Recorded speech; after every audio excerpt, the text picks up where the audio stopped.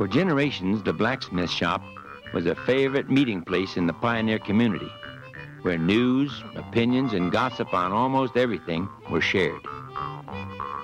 Many communities in the 19th century had 3 or 4 blacksmith shops, and even the tiniest village had at least one.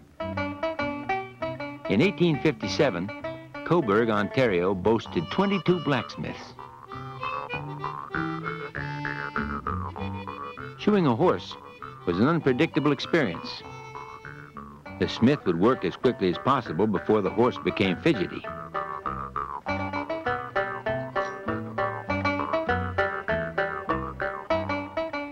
It was a tricky job, particularly with the back feet, because even the most seasoned blacksmith would occasionally receive a painful kick.